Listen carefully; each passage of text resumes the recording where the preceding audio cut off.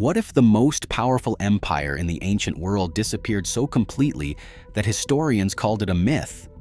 Until one man dug up 10,000 clay tablets in a Turkish field and proved the Bible right. In the summer of 1906, German scholar Hugo Winkler arrived at the dry, wind-sweet ruins of Boghazköy in central Turkey. Throughout the 19th century, mainstream historians had widely dismissed the biblical Hittites as a fictional people, or, at most, a minor tribe exaggerated by ancient writers. Winkler, a specialist in ancient Near Eastern texts, set out to resolve this debate. Partnering with Ottoman official Theodore Macready Bey, he began systematically excavating the site's high, fortified citadel. On August 23rd, the team struck a collapsed, fire-damaged storeroom. Beneath the ashes lay a massive deposit of clay tablets written in cuneiform, a system of wedge-shaped characters pressed into wet clay.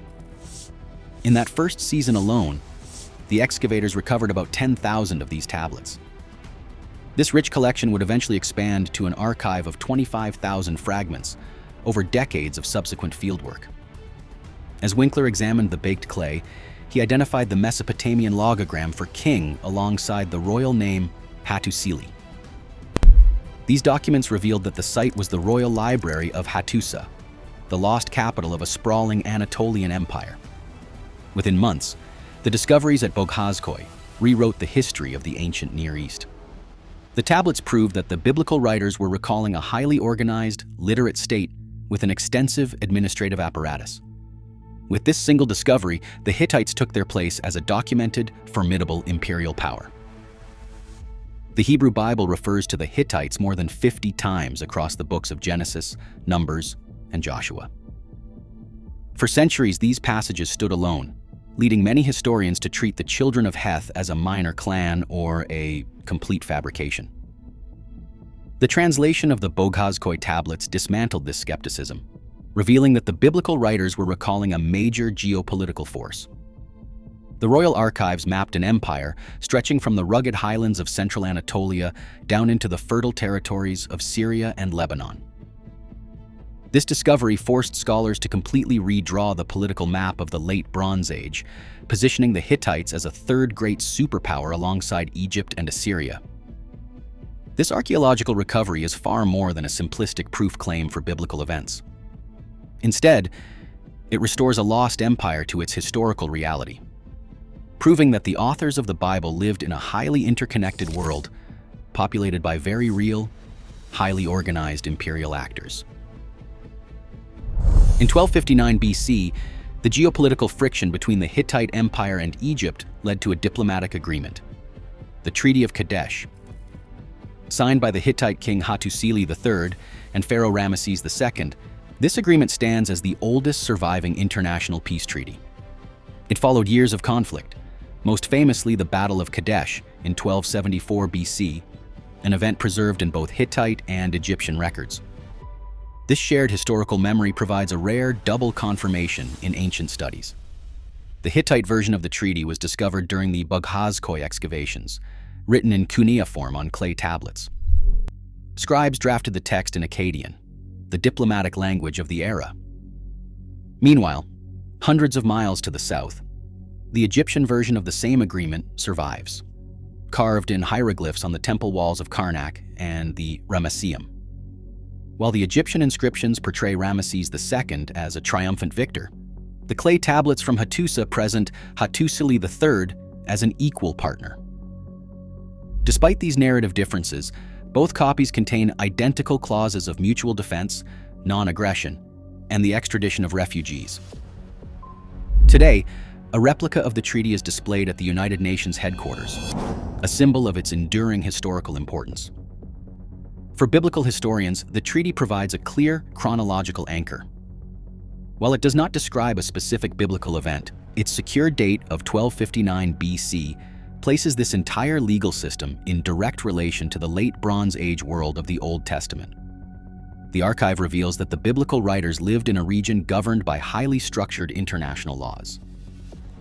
Outside the imperial cores of Hattusa and Egypt lay a highly contested frontier.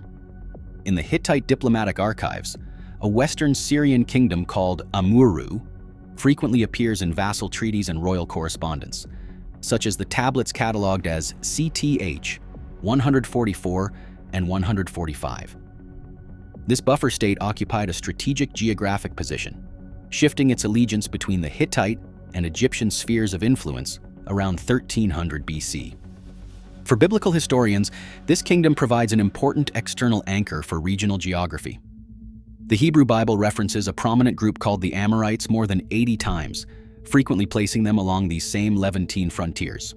While scholars maintain a cautious distinction between the political state of Amurru and the broader ethnic term Amorite, the political movements recorded on the clay tablets match the chronology of the unstable frontier described in the books of Numbers and Joshua.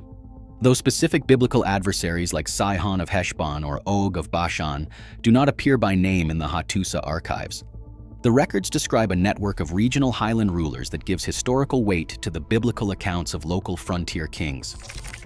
The tablets also look further west, referencing a maritime power known as Ahiawa, widely identified as Mycenaean Greece.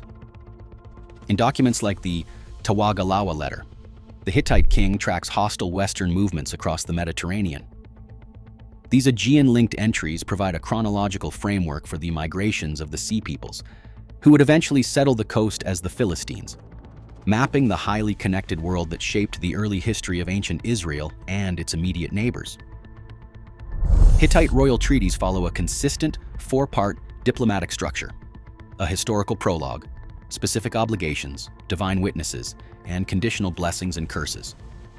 In his 1971 work, The Covenant Formulary, Klaus Baltzer argued that the Book of Deuteronomy belongs to the same second millennium legal tradition.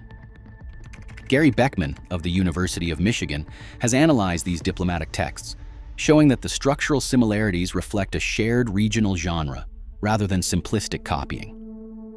This comparative approach locates the biblical text within its genuine historical environment without reducing its theological meaning. These legal parallels do not diminish the biblical narrative, but place it within a verifiable historical setting. This shared cultural inheritance also appears in ancient literature. The Hittite myth of Illuyanka, which recounts a legendary storm god battling a great serpent, shares a vivid poetic vocabulary with the Leviathan imagery found in Psalm 74 and Isaiah 27. Rather than proving direct borrowing, these discoveries show that the biblical writers wrote within a sophisticated Near Eastern literary world, utilizing the familiar legal and poetic idioms of their contemporary world. Around 1200 BC, the Hittite imperial system, which had endured for more than 5 centuries, vanished within a single generation. At its peak, this empire mobilized armies of up to 50,000 soldiers at Kadesh. Yet, as historian Eric Klein details in his study of 1177 BC, a wider collapse swept the eastern Mediterranean. The regional disaster dismantled Mycenaean Greece, erased Levantine city-states, and left the great palace complex of Hattusa a wasteland of charred timber and ash. This total collapse created the political vacuum in which Israel and its immediate neighbors took shape as distinct nations. The biblical books of Judges and Samuel describe a fragmented, competitive landscape, completely free from the shadow of dominating superpowers. The ancient imperial order vanished so completely that its very memory faded from history. All that remained were the buried clay tablets, locked in the earth, the final proof that these forgotten actors had been real. Today, the clay of Hattusa reminds us that sacred texts did not emerge in a vacuum, but within a deeply interconnected world.